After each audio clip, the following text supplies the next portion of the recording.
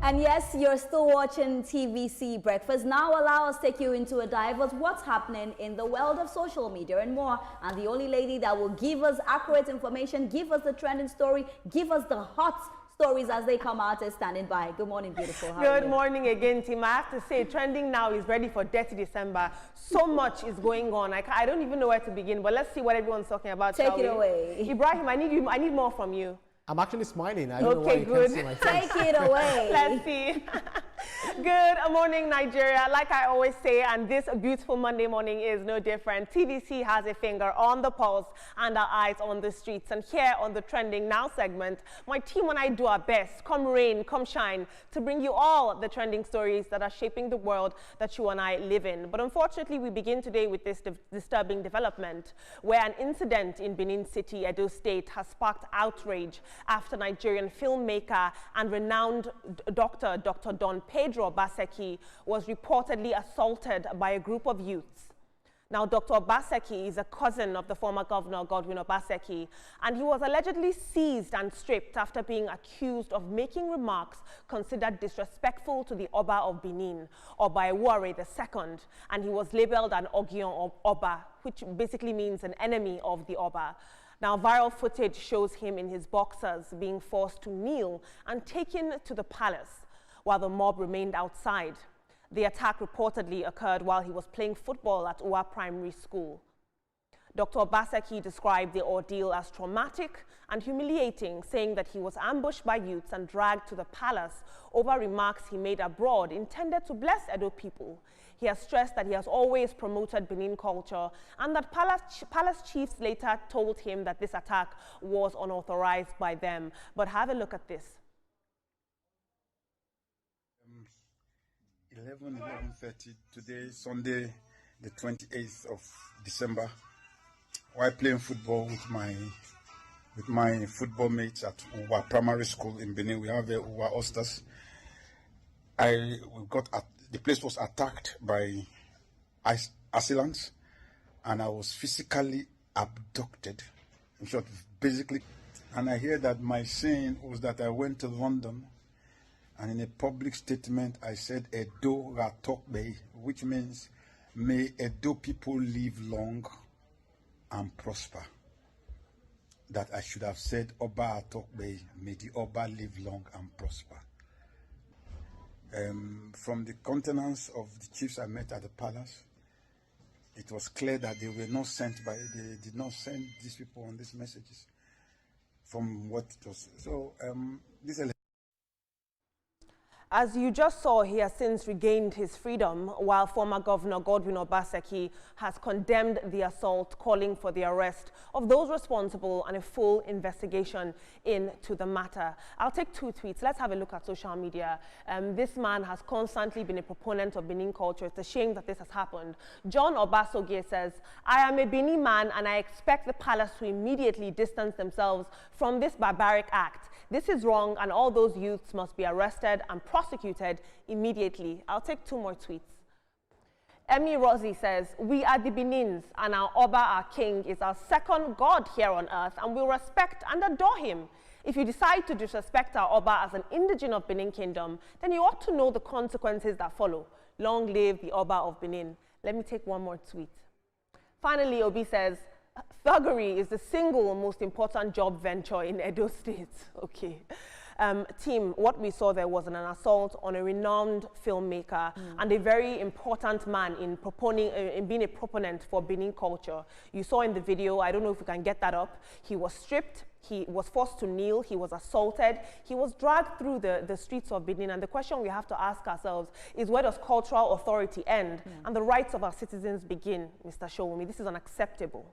Yeah, absolutely. The experience of Don Pedro Obaseki is highly regrettable by all. But the fact of the matter is the palace did not authorize his arrest or his humiliation, and they further went as far as rescue him because they allowed him to go into the palace and then save him from the mob who felt offended by his remark, which are innocent remarks anyway, about saying God bless Edo people rather than saying God bless the king alone. For me, the remarks he made is not even a big deal. I'm sorry to say it's not a big deal at all for them to treat him the way they treated him. For me, this now gives a sense of fear. He just went to play football and look at what has happened to him. I'm just hoping that these Turks, these perpetrators that did this to him would definitely be arrested, and it will serve for other people that want to try things like this, because you cannot just disrupt somebody's peace like this. And even hearing that the palace has nothing to do with it makes it even more worse. So I'm just hoping that these people that did this to him, you thought to just disgrace a popular filmmaker who has been making a mark in his field, you thought to disgrace him like this. It's a very big shame. And another thing I'm hoping is that the palace will also look into it to make sure that these thugs are definitely put where they're supposed to be put. They should be locked up for this act alone. I do not know what offense, when someone is praying for the subject of the king, and then you find it offensive. Is it just to pray for the king alone without praying for the subject? When you say Edo Atopoe, saying that may the people of Edo live long or prosper, it doesn't mean that the person, I do not believe such person had actually disrespected the Oba of Edo. And we know how revered he is. And it's good that the palace has distanced itself from it. But it should not stop at that.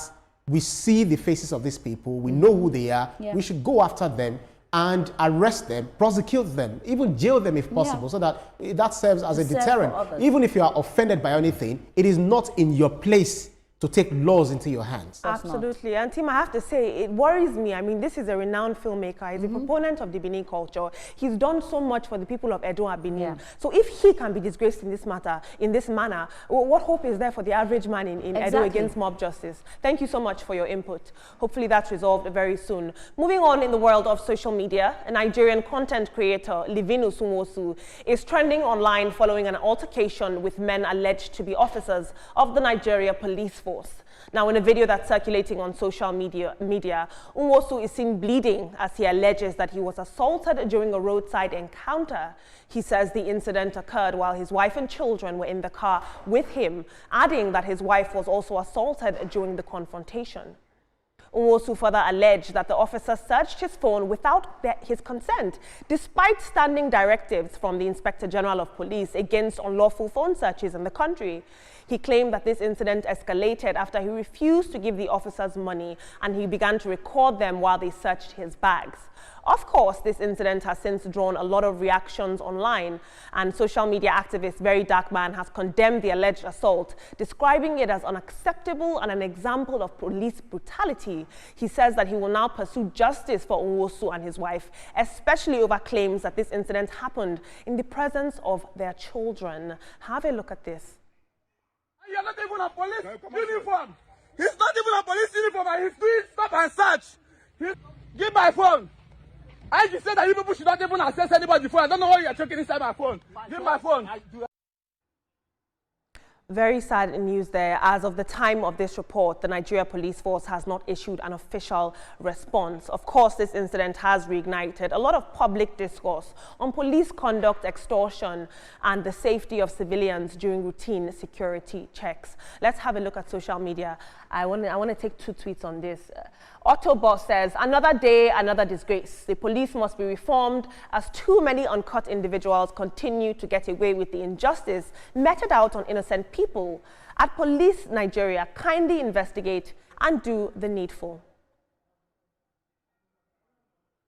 Go CFC says, this looks like a known notorious checkpoint between Port Harcourt and Owerri Road. This is their style and stock in trade. Rogue individuals denting the image of the police force. I hope he gets justice for this ill treatment.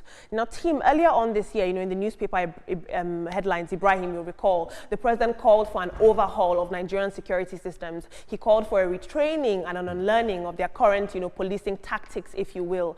And to see, I don't know if this training has been implemented or not, but to see that there's some rogue members. This police officer is not in uniform, but he used the authority of the police to conduct this search and consequently assault this man. Well, absolutely, it has to be condemned. In the first instance, many police officers in Nigeria, in fact, the vast majority of the police officers are known to be law-abiding, following instructions, and not necessarily corrupt. Yes, we have some few bad eggs within the force that will perpetrate this kind of atrocity against Mr. Nwosu. It's quite regrettable. one can only hope the IG will look into this and ensure that justice is done in this case.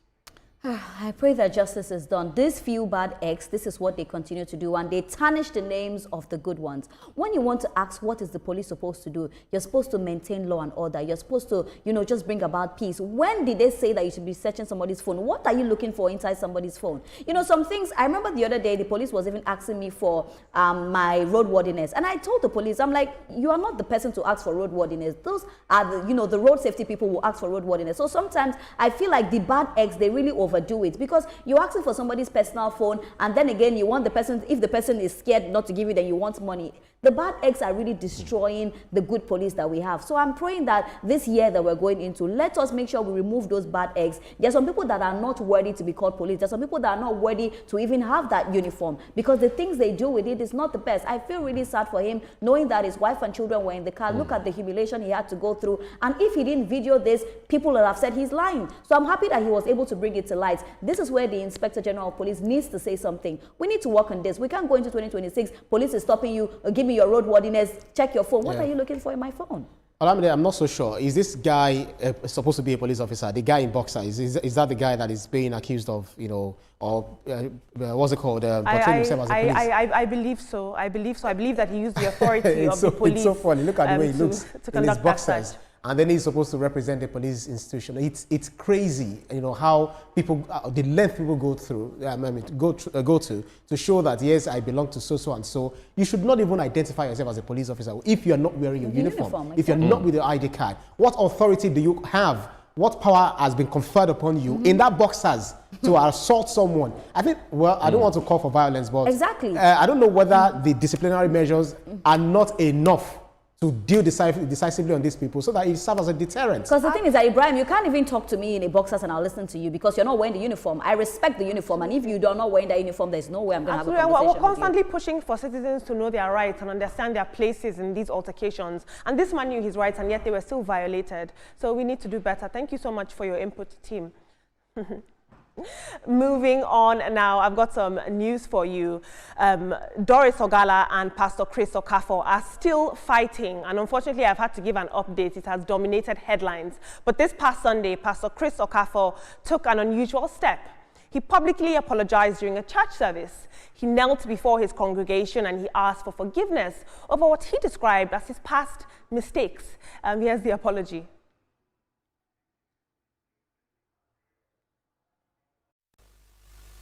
I've made a lot of mistakes. I am not perfect. Pray for me. Judge me, but pray for me and forgive me. The lady called Doris Ogala. Listen, we're not joining issues. Mistakes have been made in the past.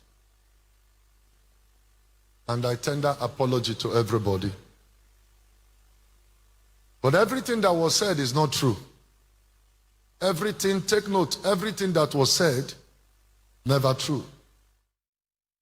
But is this apology enough? Let's find out what you had to say about this on social media. He knelt down. So I commend his humility. Nathan John says, I don't blame him. I blame the people, the adults who washed their bodies with Dudu Oshun, rubbed Vaseline, sprayed Isimiyaki, and went with their families to sit down in front of this individual to pay 1/10 of their income for this type of entertainment. You can understand then how in a country where people voluntarily submit themselves to these charlatans, Nigerian politicians can get away with the things they get away with. If you want to be a scammer, whether in the name of Jesus or in the name of politics, Nigeria is the best place to be. I hope that moving forward in the new year, I don't have to report anymore on Doris Ogala and Pastor Chris Okafor, because surely, but finally he has apologized, and I thought it was important that we clarify that. But will it be enough? We'll see.